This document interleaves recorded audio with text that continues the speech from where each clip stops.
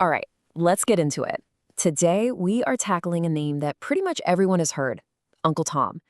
But how it went from being a symbol of heroism to one of the most painful slurs out there, well, that's one of the most surprising and misunderstood stories in American history. So here's the big question, right? The entire mystery we're unpacking. The character of Uncle Tom, he actually started out as a hero, a symbol of resistance against slavery. So, how on earth did that same name get twisted into a deeply offensive insult, an insult used to attack someone's racial loyalty? That journey is exactly what we're about to map out. And to really get a handle on this, you first have to appreciate just how massive the gap is between the character from the book and the insult me here today. I mean, it is a chasm.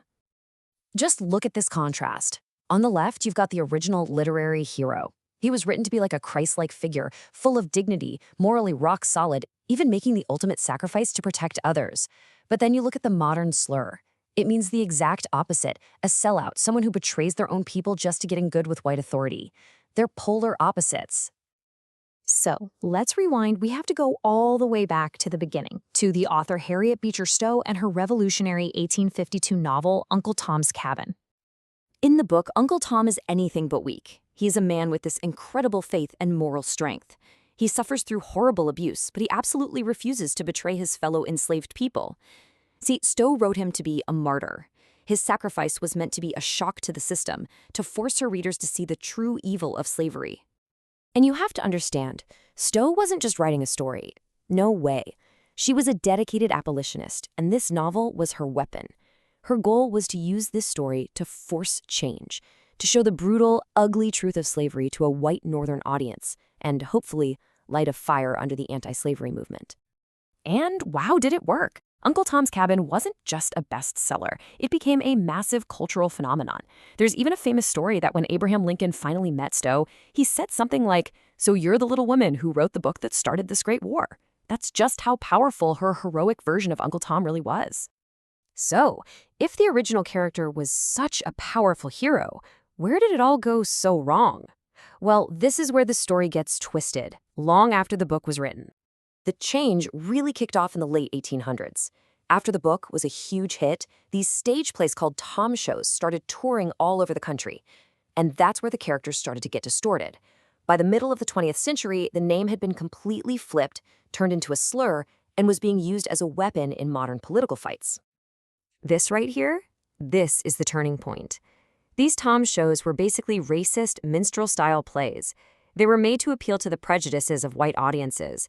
So they took Stowe's complex, defiant hero and completely stripped him down, turning him into this weak, submissive, and frankly ridiculous caricature.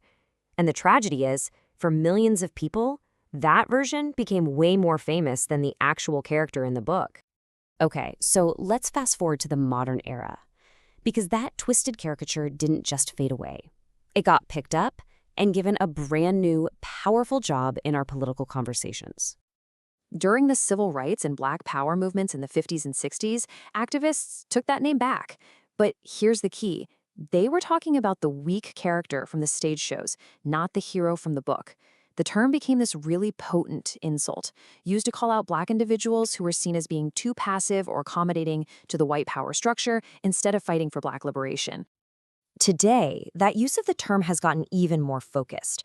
You'll most often hear the slur thrown at Black conservatives. If someone supports the Republican Party, or if they voice opinions that go against more progressive ideas about race, they risk being labeled an Uncle Tom. The accusation is basically that they're selling out their race, either for personal gain or to get approval from white people. You see this happen to public figures like Justice Clarence Thomas or commentator Candace Owens. And as you can probably guess, using this term today is incredibly controversial. On one hand, critics say it's just a political weapon used to shut down debate. They argue it dismisses the idea that Black people can have diverse political thoughts and implies there's only one correct way to be Black. But on the other side, defenders see it as a necessary tool. For them, it's about calling out what they see as a betrayal, people who they feel undermine the collective fight against systemic racism. All right, so let's tie this all together. Let's clearly answer that question we started with. How in the world did a hero become a slur? It really breaks down into three main steps. First, it started with the original character. His Christian forgiveness and passivity, which was seen as heroic in 1852, just didn't sit well with later generations fighting for their rights. Second, you have the cultural distortion. Those racist Tom shows created a totally fake, weak caricature that completely replaced the real one in people's minds. And finally, that fake image was picked up and turned into a weapon during the intense political fights over race, identity, and loyalty. So the bottom line is this. When you hear that slur today, it's crucial to remember that it has almost nothing to do with the character Harriet Beecher Stowe actually wrote. It's an attack based on a caricature, a fiction, born from racist minstrel shows and then supercharged by politics. It's a pretty stark lesson in how easily a story and a hero can get lost and twisted by history. And that really leaves us with one final, much bigger question to chew on. The journey of Uncle Tom from hero to slur is such a powerful example of how stories get shaped, twisted, and controlled over time. It really makes you ask, who gets to control a narrative, and what happens when that control changes everything about what a story means?